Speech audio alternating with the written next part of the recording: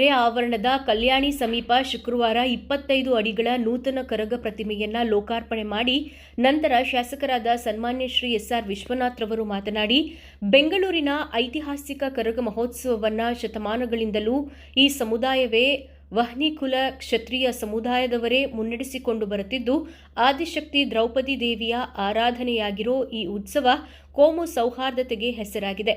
ವಹ್ನಿಕುಲ ಕ್ಷತ್ರಿಯರು ದಕ್ಷಿಣ ಕರ್ನಾಟಕ, ಆಂಧ್ರ ಮತ್ತು ತಮಿಳುನಾಡಿನ ವಿವಿಧ ಭಾಗಗಳಲ್ಲಿ ಸಣ್ಣ ಪ್ರಾಂತ್ಯಗಳಲ್ಲಿ ಆಳಿದ ಸಾಮಂತ ರಾಜರಾಗಿದ್ದು, ಶೌರ್ಯ, ಯುದ್ಧ ಮತ್ತು ಸಾಹಸಗಳಿಗೆ ಹೆಸರಾಗಿದ್ದರು ಎಂಬ ಐತಿಹ್ಯವಿದೆ ಎಂದು ವಹ್ನಿಕುಲ ಕ್ಷತ್ರಿಯರನ್ನ ಕುರಿತು ಬಣ್ಣಿಸಿದರು. ಕರ್ನಾಟಕ ರಾಜ್ಯ ತಿಗಳರ ವಹ್ನಿಕುಲ ಕ್ಷತ್ರಿಯ ಸಂಘದ ರಾಜ್ಯಾಧ್ಯಕ್ಷರಾದ ಸನ್ಮಾನ್ಯ ಮು. ಕೃಷ್ಣಮೂರ್ತಿ ಅವರು ಮಾತನಾಡಿ, ಕರಗದ ಪ್ರತಿಮೆ ನಿರ್ಮಾಣಕ್ಕಾಗಿ ಶಾಸಕರಾದ ಮಾನ್ಯ ಎಸ್.ಆರ್. ವಿಶ್ವನಾಥ್ ರವರು ನೀಡಿದ ಸಹಕಾರವನ್ನು ಪ್ರಶಂಸಿಸಿದರು.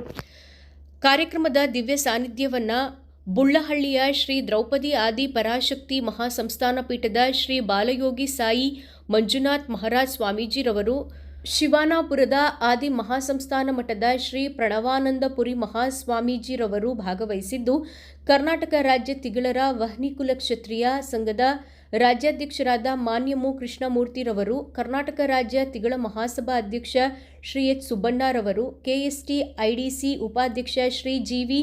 ಬಾಲಾಜಿ, ಕರ್ನಾಟಕ ರಾಜ್ಯ ತಿಗಳರ ವಹ್ನಿಕುಲ ಕ್ಷತ್ರಿಯ ಸಂಘದ ಮಾಜಿ ಅಧ್ಯಕ್ಷ ಸಿ. ಜಯರಾಜ್ ಕಚಾಂಚಿ ಹೂಡಿ, ಸನ್ಮಾನ್ಯ ಶ್ರೀ ವಿಜಯಕುಮಾರ್ ರವರು, ನಿರ್ದೇಶಕ ನಾಗಾರ್ಜುನ, ತಿಗಳ ಸಮುದಾಯದ ಮುಖಂಡರಾದ ಶಿವಕುಮಾರ್, ಉದಯಕುಮಾರ್, ಎ. ರಾಮಕೃಷ್ಣಪ್ಪ, ಸಿದ್ದರಂಗಸ್ವಾಮಿ, ಕೆ. ಲಕ್ಷ್ಮಣ್, ಗೋಪಾಲಕೃಷ್ಣ, ವೇಣುಗೋಪಾಲ್ ಸೇರಿದಂತೆ ಇನ್ನಿತರರು ಉಪಸ್ಥಿತರಿದ್ದರು.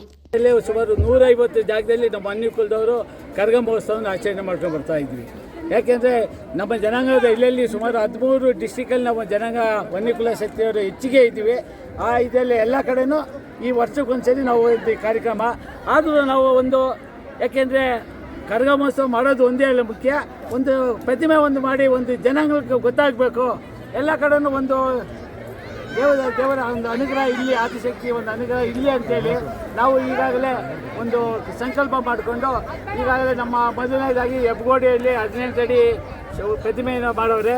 ಇನ್ನು ಹಾಗಾಗಿ ಮೊನ್ನೆ ಬೊಮ್ಮನಹಳ್ಳಿಯಲ್ಲಿ, ಮೊನ್ನೆ ಬೆಳ್ಳಂದೂರಲ್ಲಿ ಮೊನ್ನೆ 10 ಅಡಿ ಸ್ಟ್ಯಾಚು ಮಾಡವ್ರೆ.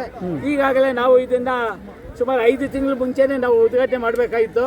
ಆದರೂ ನಾವು ಮಾಘ ಮಾಸದಲ್ಲಿ 5 ಆಗಲಿ ಅಂತೇಳಿ ಇದರಿಂದ ನಾವು ಈ ದಿನ ಈ ಸ್ಟ್ಯಾಚ್ಯೂನ 25 ಅಡಿ ಯಲಹಂಕ ಇತಿಹಾಸ ಹಾಗೂ ನಮ್ಮ ರಾಜ್ಯದಲ್ಲೇ ಇತಿಹಾಸ ಅಂತ ಹೇಳ್ಬೋದು. ಈ ಇದರಲ್ಲಿ ನಾವು ದ್ರೌಪದಮ್ಮನ ಕರಗ ಸ್ಟ್ಯಾಚ್ಯೂನ ಉದ್ಘಾಟನೆ ನಮ್ಮ ಶಾಸಕರು ಮತ್ತು ನಮ್ಮ ಜನಾಂಗದ ಸ್ವಾಮೀಜಿಗಳಾದಂಥ ಮಂಜುನಾಥ ಸ್ವಾಮೀಜಿಗಳು, ಪದಾನಂದ ಸ್ವಾಮೀಜಿಗಳು, ನಮ್ಮ ಹಿರಿಯರಾದಂಥ ಸುಬ್ಬಣ್ಣವರು, ಜಯರಾಜ್ ಅವರು, ವಿಜಯಕುಮಾರ್, ಇತರೆ ಎಲ್ಲ ನಮ್ಮ ಹಿರಿಯ ನಾಯಕರೆಲ್ಲ ಬಂದು ಈ ಕಾರ್ಯಕ್ರಮನ ಯಶಸ್ವಿಯಾಗಿ ಮಾಡಿ ಕೊಟ್ಟವ್ರೆ. ಇದೇ ಥರ ನಾವು ರಾಜ್ಯದಲ್ಲಿ ಎಲ್ಲ ಕಡೆ ಈ ಪ್ರತಿಮೆಯನ್ನು ಮಾಡಿಸ್ಬೇಕು. ಯಾಕಂದರೆ ಎಲ್ಲೆಲ್ಲಿ ಇವಾಗ ಯಾಕಂದರೆ ಇತರೆ ಜನ ಎಲ್ಲರೂ ಆ ಜನಾಂಗದವರು ಒಂದೊಂದು ಪ್ರತಿಮೆಯನ್ನು ಸ್ಥಾಪನೆ ಮಾಡ್ತಾ ಇರ್ತಾರೆ. ಎಲ್ಲ ಸರ್ಕಲಲ್ಲಿ ಮಾಡ್ತಾರೆ, ಎಲ್ಲೋ ನಾವು ಆ ಥರ ಸರ್ಕಲಲ್ಲಿ ಇದು ಮಾಡೋದ್ರಿಂದ ಆ ದೇವಸ್ಥಾನಗಳ ಮುಂದೆ ಊರಲ್ಲಿ ಪ್ರಮುಖ ಸ್ಥಾನದಲ್ಲಿ ನಮ್ಮ ದ್ರೌಪದಿ ಅಮ್ಮನ ಪ್ರತಿಮೆಯನ್ನು ಕರಗದ ಪ್ರತಿಮೆಯನ್ನು ಮಾಡಿಸ್ಬೇಕಂತೇಳಿ ನಾವು ಈಗಾಗಲೇ ತೀರ್ಮಾನ ಮಾಡಿ ಎಲ್ಲರಿಗೂ ಹೇಳಿದ್ದೀವಿ. ಇದರಿಂದ ಈ ದಿನ ನಮ್ಮ ಯಲಹಂಕದಲ್ಲಿ ನಮ್ಮ ಜನಾಂಗಕ್ಕೆಲ್ಲ ಶುಭ ಸಂಭವ, ಹಬ್ಬದ ಸಂಭವ ಅಂತ ಹೇಳಿ ನಾವು ಆಚರಿಸ್ತಾ ಈ ಅಮ್ಮನ ಆಶೀರ್ವಾದ ಎಲ್ಲರಿಗೂ ಇಲ್ಲಿ ಅಂತೇಳಿ ನಾವು ಈ ಸಮಯದಲ್ಲಿ ಹೇಳ್ತಾ ನಾವು 2 ಮಾತನ್ನು ಮುಗಿಸ್ತಾ ಇದ್ದೀವಿ. ಏನೇನು ಕಾರ್ಯಕ್ರಮಗಳಾಯ್ತು ಬೆಳಗ್ಗೆಯಿಂದ ಸಂಜೆ? ಈಗ ನಮ್ಮ ಯಲಹಂಕದಲ್ಲಿ ಈಗಿನ ಕಾರ್ಯಕ್ರಮ ಈಗಾಗಲೇ ಬೆಳಗ್ಗೆ ಸಂಕಲ್ಪ ಆಯಿತು. ಸಂಕಲ್ಪ ಆದಮೇಲೆ ಕಳಸದ ರಾಜಬೀದಿ, ಯಲಹಂಕದಲ್ಲಿ ರಾಜಬೀದಿ ಅಂತ ಇರ್ತದೆ. ಆ ರಾಜಬೀದಿಯಲ್ಲಿ ಆ ಕಳಸ ಎತ್ಕೊಂಡು ದೇವಸ್ಥಾನಕ್ಕೆ ಹೋಗಿ ಪ್ರೊಸೆಷನ್ ಬಂದು ಆ ಕಳಸನ ಪ್ರತಿಷ್ಠಾಪನೆ ಮಾಡಿದ್ವಿ. ಅದಾದ ಕಳಸ ಪ್ರತಿಷ್ಠಾಪನೆ ಆದಮೇಲೆ ಕುಂಕುಮಾರ್ಚನೆ ಸುಮಾರು ನಮ್ಮ ಹೆಣ್ಮಕ್ಳು, ನಮ್ಮ ಜನಾಂಗದವರೆಲ್ಲ ಎಲ್ಲರೂ ಬರ್ಬೋದು ಅಂತೇಳಿ ಎಲ್ಲ ಜನಾಂಗದವರು ಸೇರಿ ಸುಮಾರು 400 ರಿಂದ 500 ಜನ ಮಹಿಳೆಯರು ಕುಂಕುಮಾರ್ಚನೆ ಅವರು ಇದು ಮಾಡಿದ್ವಿ. ಅದೆಲ್ಲ ನಾವು ದೇವಸ್ಥಾನದಲ್ಲೇ ಅನುಕೂಲ ಮಾಡಿಕೊಡ್ತೇವೆ. ಪೂಜೆ ಸಾಮಾನು ಏನೇ ಇದ್ರು ಎಲ್ಲ ದೇವಸ್ಥಾನದ ಮಾಡಿಕೊಡ್ತಾ ಇದ್ವಿ. ಈಗ ಮತ್ತೆ ಆ ಕಳಸನ ಎಲ್ಲ ಊರಲ್ಲಿ ರಾಜಬೀದಿಯಲ್ಲಿ ಪ್ರೊಸೆಷನ್ ಬಂದು ಅವರು ಹೆಣ್ಣು ಮಕ್ಕಳು, ಗಂಡು ಮಕ್ಕಳು ಎಲ್ಲರ ಮುಖಾಂತರ ಅಮ್ಮನಿಗೆ ಇತಿಹಾಸ ಇದಾಗಬೇಕು. ಯಾಕೆಂದರೆ ದೇವಸ್ಥಾನಗಳಲ್ಲಿ ಬೇರೆ ಕಡೆಯಲ್ಲೇ ನಾವು ಪ್ರತಿಷ್ಠಾಪನೆ ಆದಮೇಲೆ ಅಭಿಷೇಕ ಮಾಡೋಕ್ಕೆ ಭಾಗ್ಯ ಸಿಕ್ಕಲ್ಲ. ಅದಕ್ಕೆ ಈ ಭಾಗ್ಯ ನಮ್ಮ ಎಲ್ಲರಿಗೂ ಸಿಕ್ಕಲಿ ಅಂತೇಳಿ ಅವ್ರ ಮುಖಾಂತರನೇ ಈಗಾಗಲೇ ನೀವು ನೋಡಿದ್ದೀರಾ ಒಂದು ಆ ಪ್ರತಿಮೆಗೆ ಹೆಣ್ಮಕ್ಳೇ ಅವರೇ ಗಂಡ್ಮಕ್ಳು ಹೆಣ್ಮಕ್ಳು ಎಲ್ಲರೂ ಸೇರಿ ಒಂದು ಅಭಿಷೇಕ ಮಾಡಲಿ, ಆ ಪುಣ್ಯ ಎಲ್ಲರಿಗೂ ಸಿಕ್ಕಲಿ ಅಂತೇಳಿ ನಾವು ಈ ಕಾರ್ಯಕ್ರಮ ಇಟ್ಕೊಂಡು ಇವಾಗ ಮಹಾಮಂಗಳಾರತಿ ಆಯಿತು. ಈಗಾಗಲೇ 2,000 ಜನಕ್ಕೆ ಅನ್ನದಾನ ಒಂದು ಊಟ ಇಟ್ಕೊಂಡಿದ್ದೀವಿ. ಅದು ಇವಾಗ ಒಳ್ಳೆ ಊಟ ಇವಾಗ ನಡೀತದೆ. ಇದಾದ್ಮೇಲೆ ಸಂಜೆ 5 ಗಂಟೆಗೆ ಒಂದು ರಸ ಮಂಜರಿ ಕಾರ್ಯಕ್ರಮ ಇರ್ತದೆ, ನಾಟಕದ್ದು. ದ್ರೌಪದಮ್ಮ ಯಾವ ಥರ ಒಂದು ಕರಗ ಅನ್ನೋದು ಸೃಷ್ಟಿ ಆಯಿತು ಅನ್ನೋದು ಒಂದು ಸೀರಿಯಲ್, ಒಂದು ನಾಟಕ, ಒಂದು 15 ನಿಮಿಷ. ಕಾಂತಾರ, ಆಮೇಲೆ ನವಶಕ್ತಿ ದೇವತೆಯ ಒಂದು ನಾಟ್ಯ, ಶಿವಕಾಳಿಯ ಒಂದು ನಾಟ್ಯ, ಈ ಥರ ಒಂದು 5 ಈ ಕಾರ್ಯಕ್ರಮಗಳು ನಡ್ಸ್ಕೊಂಡ್ ಬಂದಿದ್ವಿ. ಆಮೇಲೆ ನಮ್ಮ ರಾಜ್ಯದಿಂದ ನಾವು ಎಲ್ಲ ದೇವಸ್ಥಾನಗಳನ್ನ ಕರೆದಿದ್ವಿ. ಸುಮಾರು 150 ದೇವಸ್ಥಾನ ಇದರಿಂದ ಎಲ್ಲ ದೇವಸ್ಥಾನದವ್ರನ್ನ ಕರೆದು ಅವರಿಗೆ ಒಂದು ನಮ್ಮ ಯಲಹಂಕದಿಂದ ಅವ್ರಿಗೊಂದು ಗೌರವಿಸ್ತಾ ಇದ್ದೀವಿ. ಅವರಿಗೆ ಒಂದು ಚಿಕ್ಕದಾಗಿ ಒಂದು ಸನ್ಮಾನ ಮಾಡಿ ಆ ಒಂದು ಗೌರವಿಸೋಕ್ಕೆ ಒಂದು ಕಾರ್ಯಕ್ರಮವನ್ನು ಮಾಡಿದ್ದೀವಿ. ಅವ್ರಿಗೂ ಗೊತ್ತಾಗಲಿ. ಆಮೇಲೆ ಸ್ವತಃ ಯಾಕೆಂದರೆ ಯಲಹಂಕ ಇತಿಹಾಸ, ಆಮೇಲೆ ಕರ್ನಾಟಕ ಇತಿಹಾಸದಲ್ಲಿ ಕಲ್ಯಾಣಿ ಇದು ಸುಮಾರು 5 ರಿಂದ 6 ಕೋಟಿ ರೂಪಾಯಿಗೆ ಹೆಚ್ಚಿಗೆ ಇದಾಗೈತೆ. ಈ ಒಂದು ನಮಗೆ ಈ ಜಾಗ ಒಂದು MLA ಅವರು ಜಾಗ ಕೊಡಿಸಿ, ವಿಶ್ವನಾಥ್ ಅವರು ನಮಗೆ ಅದು ಅನುದಾನ ಕೊಡಿಸಿ ಈ ಒಂದು ಕಲ್ಯಾಣಿಯನ್ನು ಒಂದು ಅಭಿವೃದ್ಧಿ ಮಾಡಿಸ್ಕೊಟ್ಟವ್ರೆ.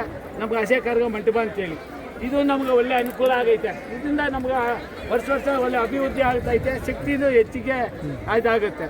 ಸರಿ, ಇದಾದಮೇಲೆ ನಂತರ ಈ ಬೆಳಗ್ಗೆ ಮಾಡಿದಂಥ ಹೆಣ್ಮಕ್ಕಳಿಗೆ ಅರ್ಚನೆ ಮಾಡಿರ್ತಾರೆ, ಅವ್ರು ಕುಂಭಾಭಿಷೇಕ ಮಾಡಿರ್ತಾರೆ. ಅವ್ರಿಗೆಲ್ಲ ಸಾಯಂಕಾಲ ಅವರಿಗೆ ಒಂದು ನೆನಪಿನ ಕಾಣಿಕೆ ದೇವಸ್ಥಾನದ್ದು ಕೊಡೆ ಒಂದು ಕಾರ್ಯಕ್ರಮವನ್ನು ಇಷ್ಟು ಮಾಡಿಕೊಂಡು ನಂತರ ತೀರ್ಥ ಪ್ರಸಾದ, ಇಷ್ಟು ಕಾರ್ಯಕ್ರಮ ನಾವು ಇವತ್ತೊಂದು ದಿನ ಆ ಕಾರ್ಯಕ್ರಮನ ನಾವು ಹಾಕೊಂಡು ಇದು ಮಾಡ್ಕೊಂಡ್ಬಂದ್ವಿ. ನಿಮ್ಮ ಹೆಸರು? ನನ್ನ ಹೆಸರು ಕೃಷ್ಣಮೂರ್ತಿ ಅಂತ.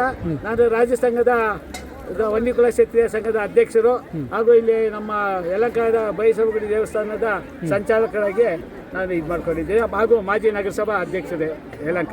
ಧನ್ಯವಾದಗಳು ಸರ್. ಕ್ಷತ್ರಿಯ ಎಲ್ಲ ಏನಿದ್ದಾರೆ ಎಲ್ಲರ ಸಹಕಾರದೊಂದಿಗೆ ಮತ್ತು ನಮ್ಮ ಕೃಷ್ಣಮೂರ್ತಿ ಅವರು ಕುಟುಂಬದವರು ಅವ್ರ ಮುಂದೆ ನಿಂತು ಈ ಪ್ರತಿಮೆನ ಮಾಡಿಸಿದ್ದಾರೆ.